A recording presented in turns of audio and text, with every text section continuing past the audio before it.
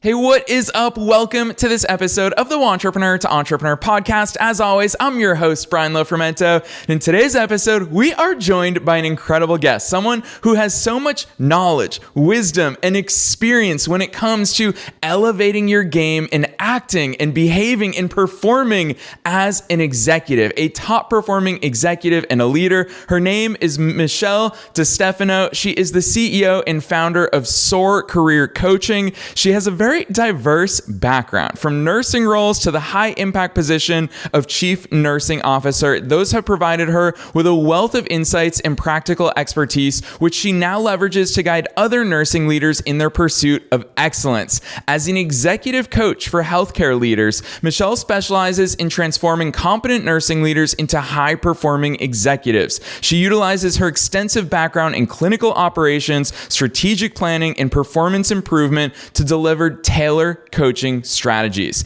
This empowers her clients to navigate their challenges, optimize their performance, and lead their teams more effectively in today's complex healthcare landscape, which I'm so excited about because all this stuff applies to each and every one of us in the world of entrepreneurship. Michelle not only is an incredible coach and executive in what she does, but she's also one of us. She's also an entrepreneur, which is why I'm so excited. So I'm not going to say anything else. Let's dive straight into my interview with Michelle from Soar Career Coaching.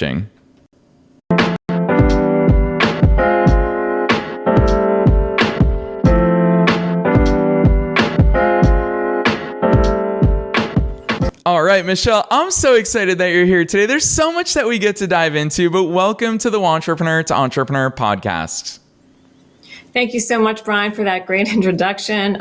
Very humbling, but it's a pleasure and honor to be here with you today. Heck yeah. Well, I'm very excited because like I said, I teased it at the top, but you not only have experience and wisdom in all of these things, but you know how to help people perform at a really high level. So before we get into that stuff, fill in the gaps, take listeners beyond the bio. Who is Michelle? How did you get to this point in your career in life? Well, I've been a nurse, always wanted to be a nurse since the ninth grade. And from the nurse, I've had over 30 plus years experience in progressive nursing leadership positions. I say from bedside RN to a boardroom officer and now beyond. The beyond when I became a care consultant and then business development consultant and then opened up Soar Career Coaching for healthcare leaders.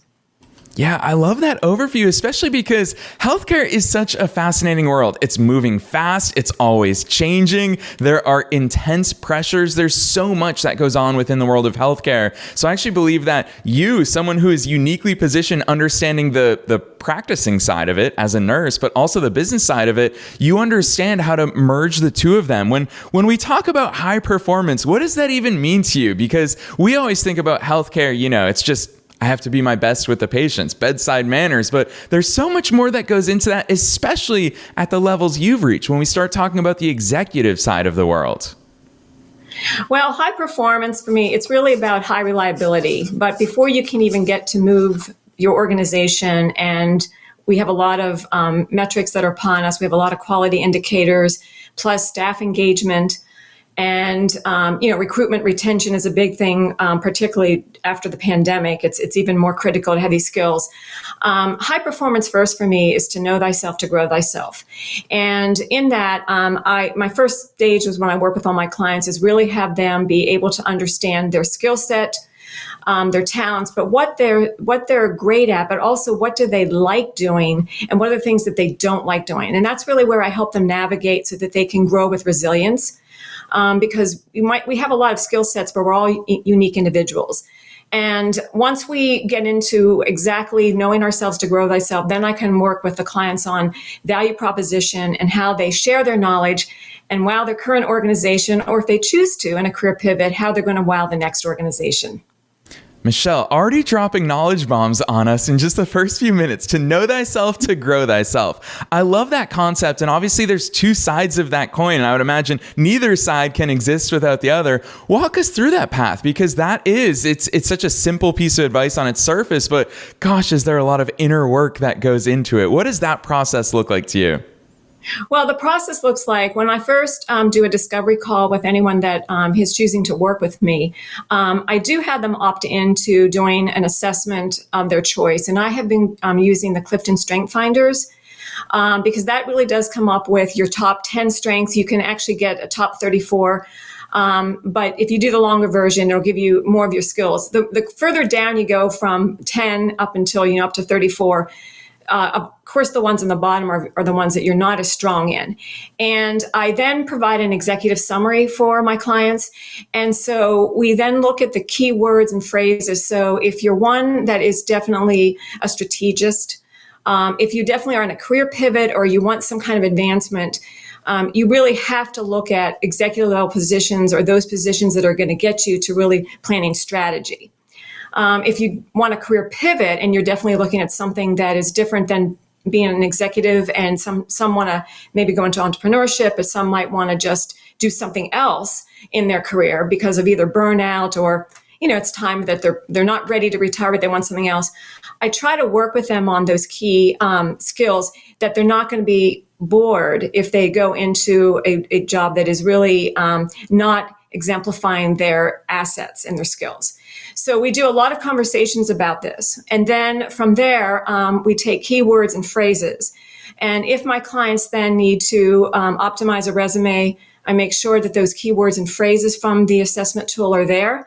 And then the real practice, it's not just having a great resume. You need to have a great resume. You need to keep it updated. But how do you articulate and put, I call it legs and arms on your resume, so that when you do talk to either your current boss, when you go into your performance appraisals, how are you conveying yourself in the best of light, utilizing what your top talents are, and then be very clear and strong about what your value proposition has been. What have the outcomes have you contributed to your organization, the unit level? What do you see yourself growing in towards? Do you want more projects? Are you really great on performance improvement and team facilitation? So I work with everyone on this true understanding so that they can continue to show themselves in the best of light. Yeah, I love that, Michelle. I also, as someone who's a big fan of StrengthsFinder, I also love that approach because we can't start working on it unless we first have that level of awareness. And there's so many different pieces of advice that we get when it comes to our strengths and our weaknesses. And I've always heard the two schools of thought. And as a former soccer player myself, it's something that they always talk about in soccer. You've got some coaches who say, hey, lean into your strengths, work on those, make your strengths your superpower. There are other coaches who say, hey, identify your weaknesses and improve upon those so that you have fewer weaknesses. Michelle, where the heck should we, from your experience, focus on that equation? We've all got those strengths. We've all got those weaknesses. What is the thing that you think allows us to more quickly grow or grow in a more intentional manner? Is it focusing on our strengths, our weaknesses, a mix of both? How do we even start tackling that? Well, I like to really magnify the strengths. And what I call weaknesses is sometimes blind spots. And so if you magnify your strengths, you can be very clear because sometimes our strengths can be some of our weaknesses. So for example, a little too much information about me, I'm an overachiever. Now the overachiever in me has been something that I've been successful with because I constantly perfect myself. I constantly want to have new knowledge and I'm very hard on myself. But sometimes that can be tiring for others. It can be inspiring for others. But I had to learn to balance my overachieving and realize that everyone views the world differently. And what one overachiever looks like, it may not be the same that my client needs. So really, in short, really focus on those strengths. Your challenges, I call them, or your blind spots will come out. And once we start identifying those, I do help my clients work towards mitigating some of the blind spots or things that they feel that they have to perfect. Yeah, I love your word choice there, especially because you're not viewing them as weaknesses, and hearing the way you talk about it, it's actually clear that you genuinely do view them as blind spots more than weaknesses. They're always things that we can complement, we can supplement, we can work on, whatever needs to be the course of action there. But it starts with first identifying them so that we're not operating blind. So I absolutely love that approach. Michelle, it seems like in your answers, you can't help but with your clinical hat on, you keep coming back to, you've said this word a few times already, metrics. And I love it because I know that within the world of healthcare, you're always measuring patient experiences. The most measurable thing is patient outcomes. But we're here talking about leadership. And obviously on the business side of things, it's not always these softer skills, the people skills, the leadership skills, they're not as easy to measure or point to a metric on. What is your approach when it comes to high performing leaders? How do we measure that? How do we know if we're improving? How do we know if we're even directionally going in the right path? So you're asking me about the metrics right now, or you're asking me about the softer skills? Yeah, I'd say the metrics of knowing on our pursuit of becoming better leaders. How do we know that we're moving in that right direction? Sure. Well, so there's a lot of, self-reflection and insight, and that's one thing when you really work on your strengths and see where you want to be going next. Okay, so a lot of times there is a softer metric. It's employee engagement. And this is where you take your skill set of how you are as a leader. Do you empower your staff? Are you visible to your staff? So there's metrics on that when a lot of the organizations now are doing employee engagement. There's also a lot at the unit level with what does your turnover look like, particularly in nursing. People do leave their bosses or the situations that they're in, and that's definitely number one thing to keep in front of. But another way to actually look at this is I've been a proponent and have participated in 360 evaluations probably for decades. I'm aging myself, but the 360 evaluation does help tell you how you're moving towards and how people actually perceive you, because we do have a sense of ourselves. Sometimes it's our own reality and it may not be accurate to everyone else. But if you think that you're a good communicator, but it's coming up in a 360 evaluation or it's coming up in any of the employee engagement surveys that you're just missing the mark, then really work with your coach and work with your leadership on what does that look like? How does that translate? And one of the biggest things that I learned is when I did have some blind spots that were uncovered, I transparently went to my own staff and said, I want to thank you so much for your candidness, and I want you to give me examples on what does this look like. One of the things is that I was always multitasking, but multitasking, sometimes that comes across as I'm not listening. And I had to really learn to sit at my desk with my clients, or actually my employees, and have no computer in front of me so that I gave them one-on-one attention. And these are things that you learn, but it's really asking for feedback. It's getting clarity and give me examples of what this looks like so that you can be a high-performing leader in that space of interpersonal communication and how you're really engaging with your staff and having them move to excellence. Yeah, Michelle, it's a deep question. I love your real life example. Obviously, you've put the work in, which is why you're so good at helping other people do that now.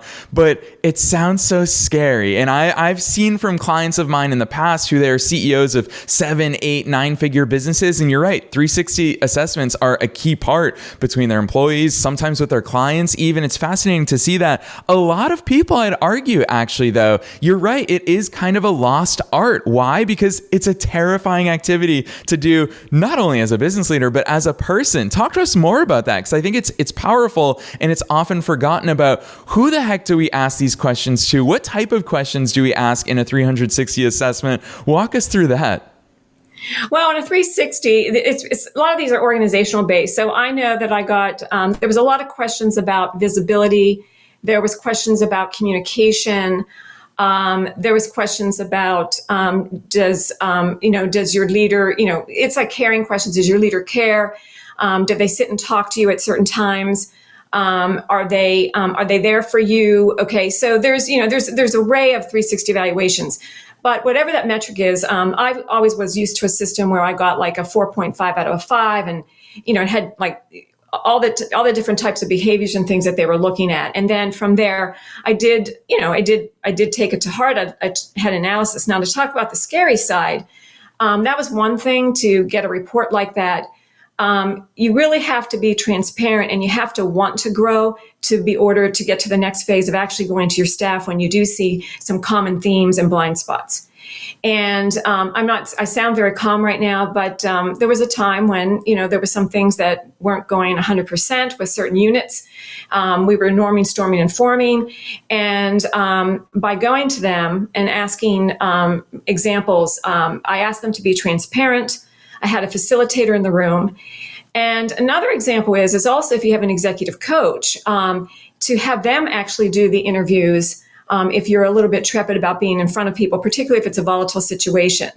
But we're just trying to get really a clear sense of what are those themes. Okay, no one's perfect, but what are the themes that keep coming out? And then focus on the themes so that we can grow as individuals, and then you can take your team to the next level. So I really thought when I was this transparent that my whole goal was to make us want to work together, but not to deter the team facilitation and what the team's untapped potential could be because of anything that I was misleading as a leader.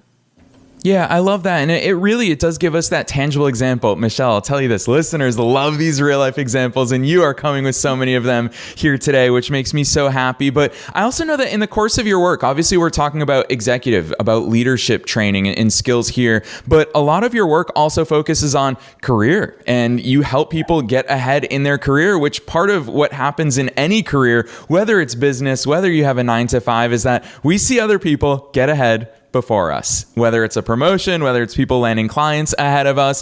What are some of those things that you see, especially, on your website? I love it, which we're going to talk about your website a little bit later, but you call it out right there. It's such a common thing that we can all relate to. Have you been passed over for promotions by someone less skilled? That's the worst part of it at the end there. Michelle, why does that happen? What is it about these quote unquote less skilled candidates or businesses or entrepreneurs that are landing these opportunities above those of us who are investing in ourselves, those of us who are ambitious and growth oriented? What is it that either we're doing wrong or they're doing right that is separating these people? Well, there is a couple things, and the daunting statistics, and this is in healthcare, and I looked at, I believe it was on a B.E. Smith study that was done, probably just a few years out, but 42% of the healthcare leaders actually believe that they have to leave their organizations in order to get promoted. Now, that is sad. Some of it is that as we grow in an organization, sometimes if we stay too long, and I'm not a proponent of just job hopping, but what you showed up as, and then you have this growth, sometimes people remember how you were at the beginning. Okay. So sometimes you do have a bit of a reputation you might have to get over and, get over a hurdle or of such. The other thing that I see is that there's a lot of not understanding of how to manage up. And we talk a lot about this in the literature, managing up your boss, but we're all here to make someone else look better than ourselves. And you have to understand that about leadership, particularly in a hierarchical leadership such as healthcare. And I don't mean this tongue in cheek at all, but if you can really figure out the pain points, which most people aren't doing this, figure out the pain points of your current supervisor, your current chief nursing officer, CEO, and work towards something. Say, I really want to help make the organization better. I see that we're struggling with, patient experience or staff turnover. I'd like to really work on a project. You want to be able to show up and show that you're willing to do something else and stretch yourself. And the third thing that I also see with those that are passed up is that we don't think we have to network, and we don't think that we have to surround ourselves with positive people we need to be. And that's usually when now we need a job. That is the least time that you should be thinking working.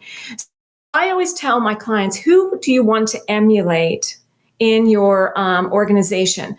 Watch them in meetings, watch how they are conducting themselves, what is making them successful, and actually ask them to be a mentor of yours, okay, where they can show you the ropes and help you navigate through.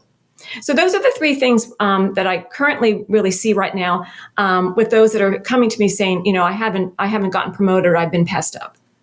Yeah, really powerful advice there, Michelle, that we've all been guilty of at various points in our careers, our business journeys, our life journeys, especially that one. I love the one that you called out saying, hey, don't just network when you need a job. It's already too late. Be planting those seeds earlier. I love that advice from you. And I do want to talk about that concept of planting these seeds well in advance, because I think it's evidenced in your life as well, Michelle. I'm kind of transitioning here because I want to talk about you as an entrepreneur, because I admire not only your work expertise, but also you as an entrepreneur. Because when I look at your work, obviously doing my research ahead of today's episode, I see you invest in yourself in a lot of different ways. You're a certified member of the John Maxwell team. There's so many things personally and professionally that you invest in. Talk to us about some of those things that you're doing outside to continue that learning, that development for you to step into bigger and bigger roles as you go on, and what makes you do that, and how do you even choose those opportunities? Well, I've been very blessed to have opportunities kind of knock at my door. And so how I got into the John Maxwell team, at first I was in the John Maxwell team because I wanted to perfect my leadership skills. And we all know about John Maxwell has a pristine name out there for training and developing executives. So that was my initial reaction. And then when I was in a position where I was in where I had to make a career change, okay, I started looking more intently at the content, and I was really drawn to the coaching aspect. So I met Christian Simpson there, who is now my mentor, and he did some pristine coaching. A lot of people are out there calling themselves coaches, but they don't really have the exact training. They haven't even had, sometimes they haven't even led individuals or teams to greatness, okay? So I wanted to really have this great education. So I received the John Maxwell training, and then from there, Christian Simpson went out and started the Conscious Coaching Academy, which I'm now in candidacy for my full accreditation for the Conscious Coaching Academy. And the reason why I believe in this, it's exactly what I'm walking the talk as my clients. Know thyself to grow thyself. And if I don't feel that I can be the best I can be, if I don't know how to bring the unconscious to the conscious, which is really about what coaching is about, I don't tell my clients what to do. I ask questions that help them seek the answer within. At times I do have to do some training with them, but it is all about getting to that next level. And if I'm not investing in myself, how do I expect my clients and groups of clients, organizations to invest in themselves as well? Wow, really well said there. I think everyone can take away a huge golden piece of knowledge in that, bringing the unconscious to the conscious. That is really something that a great coach unlocks inside of all of us.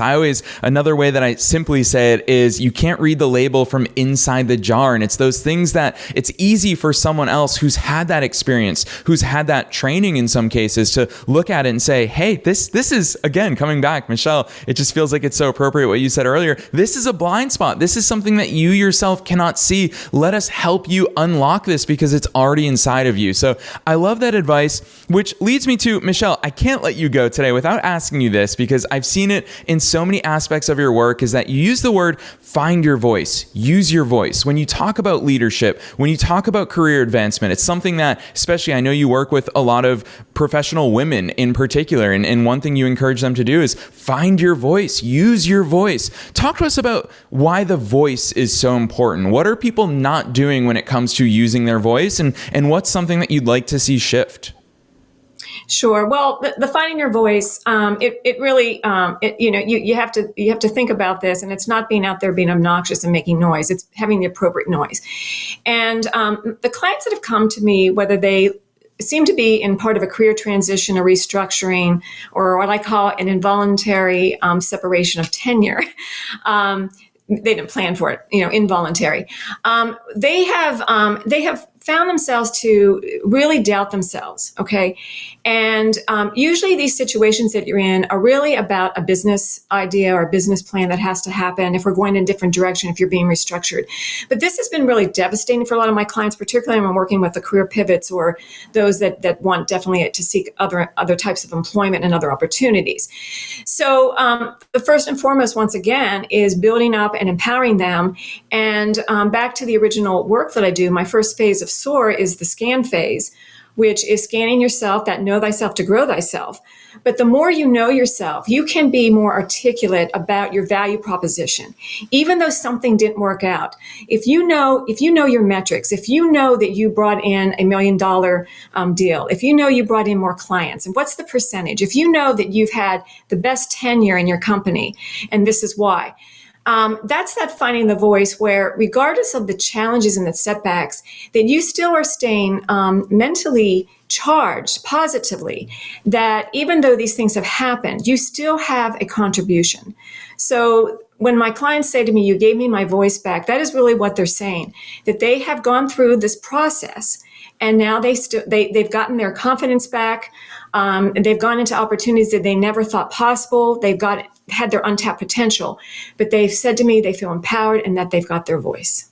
Yes, I love that, Michelle. The work that you're doing is super powerful for all of your clients, and all of the insights that you're giving all of us here today are applicable to literally every single wantrepreneur and entrepreneur at every single stage of their growth journey. So I so appreciate your insights into all of these things. I always like giving my guests the hardest part of the episode, though, which is we talked about so many different things here today, from the soft skills to metrics to knowing yourself, growing yourself, all of these different things as far as getting ahead, putting yourself in the best position, making others look good, bringing the unconscious into the conscious, so many things, Michelle. But listeners are going to be sitting here saying, holy cow, Michelle's really good at this stuff, but what do I do from here? What is the number one action that you think every entrepreneur should take, having listened to our conversation today, to move forward, to become a better leader, and to start stepping into the role in the peak performance that they're capable of?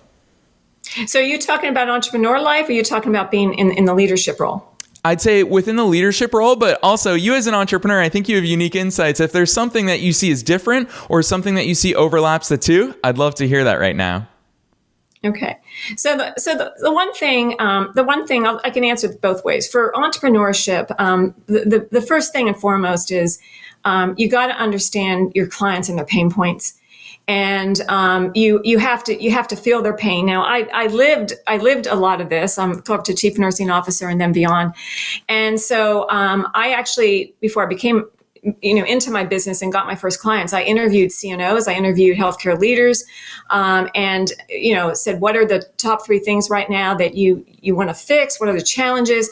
And so I really got to know my niche so that I could add this value to them. Okay. As a leader in healthcare, and I'm going back to, how you understand about growing yourself and being very successful, is that it does take a lot of mentoring. It takes a lot of coaching. You are going to make mistakes. Don't be so hard on yourself. But the most successful of any of us in particularly top leadership positions and those that are striving to be in that is just keep on going, just persevere, and have trust in the process of getting to know your team, understanding how to facilitate, and really developing and establishing the relationships, whether it's inside your organization or outside your organization, because those relationships are really going to be insurmountable for you in your success later. Yes, great advice. And Michelle, I'm going to call it out right there. You answered it 2 ways, which I love, from an entrepreneur's perspective, from a leader's perspective. I would argue that the two are both the same. That second piece of advice, persevere, trust in your relationships, nurture those relationships, advice that is good for every single one of us and super actionable for all of you listeners. So I know that listeners are going to be eager to see more about your content, all the awesome work that you're up to, Michelle. Point them in the right direction to those links. Where can they find you, your company, Soar Career Coaching? What are the links that they should head to from here? Sure. So I have a website that is www.soarcareercoaching.com. And on that website, if you would like to book a complimentary discovery call with me, please do so. There's a form to ask a few quick questions so I can be prepared to see what your needs are, whether it's coaching, executive coaching, whether it's being masterminds or anything that I'm offering. Okay. Also, I'm very active on LinkedIn. So you can go to my LinkedIn profile and just message me. Hey, I'd like to, set up just a conversation. Even if you just want to network with me, I'll be glad to do that. I'll send you a Calendly invite. And then also my email is michelle@soarcareercoaching.com. So if there's any other questions that you want me to answer for you, or just want to say hi, that you like this podcast, just email me and I will definitely get back to you in a very quick fashion. Yes, I so appreciate that accessibility and generosity, Michelle. I know that listeners are going to love checking your stuff out. So listeners, you know the drill. Check the show notes wherever it is that you're tuning into today's episode. Michelle's business website is at soarcareercoaching.com. That's SOAR. If you want to see your career soar, it's soarcareercoaching.com. Michelle's absolutely correct. That's actually how we found her, is on LinkedIn. She's always putting out such awesome content there as well. She showcases her expertise. You all heard how generous she is with her time, her experience, her knowledge on today's episode. So definitely go follow her there, add her, or drop her a note and just say thank you for sharing with us. Or of course, as she said, she's super accessible for a discovery call, so don't be shy. Otherwise, Michelle, you're such a wealth of knowledge and experience, and I'm so grateful for you to come here and share all of it with us on the Wantrepreneur to Entrepreneur podcast. Thank you so much, Ryan. It's been a pleasure.